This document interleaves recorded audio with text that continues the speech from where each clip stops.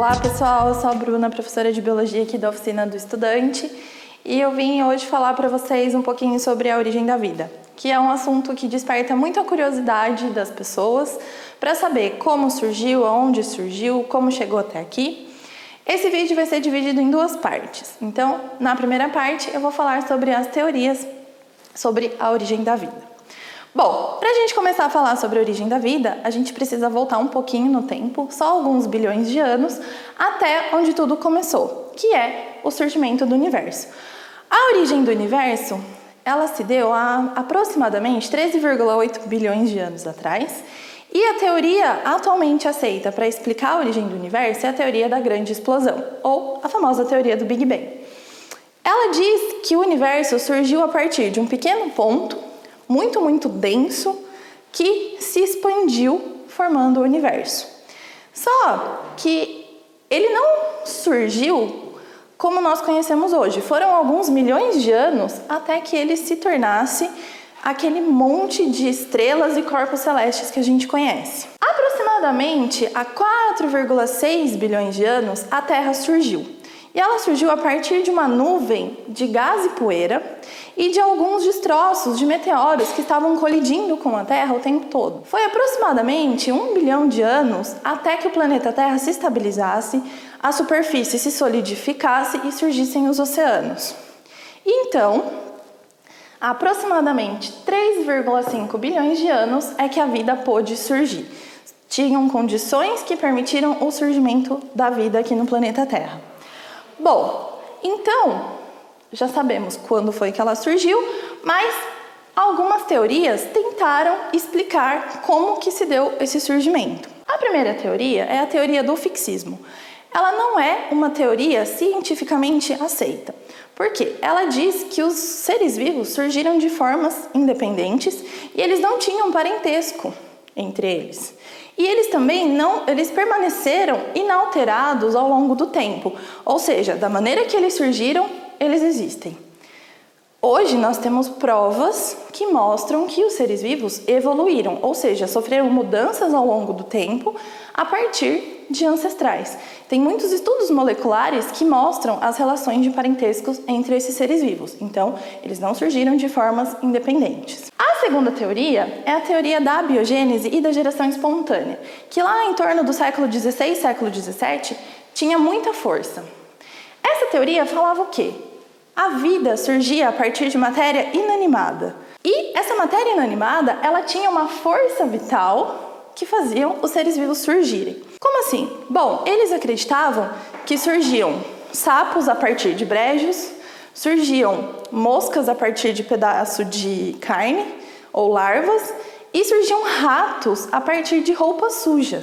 Tinha até uma receita para você criar ratos. Você pegava uma camisa suja, suada, jogava ela num canto escuro, jogava uma semente de trigo e aí apareciam ratos. Um cientista percebeu que, coincidentemente, apareciam larvas em pedaços de carne aonde moscas tinham pousado. E aí ele fez um experimento. Ele pegou vários frascos e colocou pedaços de carne dentro. O primeiro ele deixou aberto.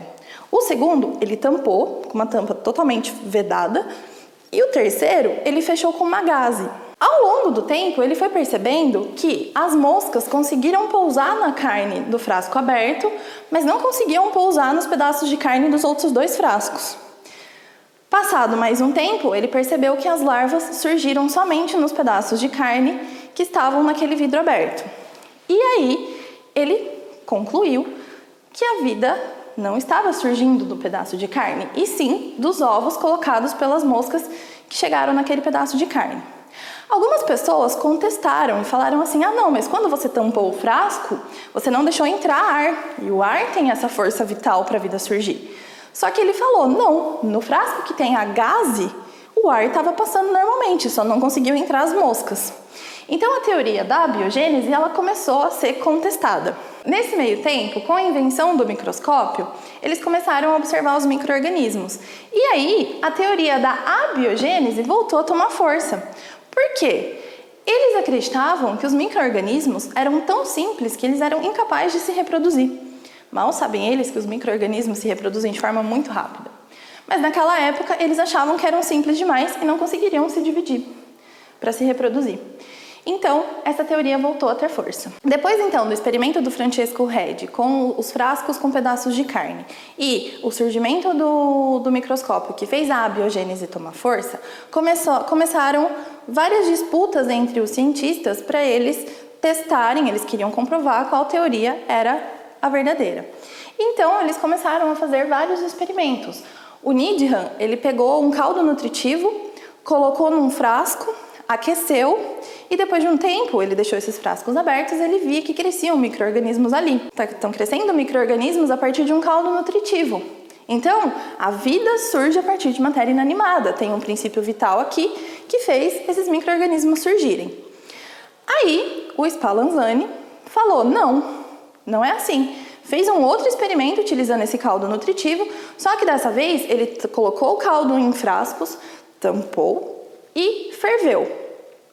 Quando ele fez isso, passado muito tempo, não surgiram micro-organismos. Então, ele contestou o experimento do Needham e falou, cresceram micro-organismos no seu experimento porque ele ficou aberto e os micro-organismos vieram pelo ar. E você não aqueceu ele o suficiente para matar esses micro-organismos. O Needham retrucou. E ele falou, mas o seu experimento não cresceu porque você ferveu essa amostra, você matou a força vital que tinha lá. E aí, eles ficavam nesse embate, qual que é o verdadeiro, qual que não é. Até que um pesquisador, em 1862, o Louis Pasteur, famoso, ele resolveu botar um ponto final nessa discussão. E ele fez um experimento para provar a teoria da biogênese. Ele fez um caldo nutritivo, colocou em um balão de vidro. Só que ele aqueceu o pescoço do vidro e curvou. Quando ele fez isso, ele ferveu esse caldo, deixou por muito tempo e não teve o surgimento de micro-organismos. Quando ele quebrou esse pescoço do balão, aí, depois de um tempo, começaram a aparecer micro-organismos nesse caldo nutritivo. Então, o que ele concluiu? O caldo nutritivo não fazia surgir seres vivos, eles vinham através do ar. O ar estava entrando no tubo, porque o vidro não estava fechado. Só que todos os micro-organismos que vinham com o ar ficavam retidos na curva do balão de vidro. Então, eles não chegavam até o caldo nutritivo. Então, ele conseguiu, finalmente, provar que a teoria da abiogênese não existe. Então, a biogênese ganhou a batalha. Então, todo ser vivo tem origem biológica, ou seja, ele surge a partir de um ser vivo pré-existente. Beleza, um ser vivo surge a partir do outro, mas quem surgiu primeiro? E aí, como surgiu o primeiro ser vivo? E aí, é o assunto que a gente vai tratar na parte 2 desse vídeo, tudo bem? Inscrevam-se no canal, qualquer dúvida deixe aí nos comentários e até logo! A primeira hipótese para explicar o surgimento da vida, do ser vivo, é a hipótese da panspermia, ou seja, a vida veio do espaço.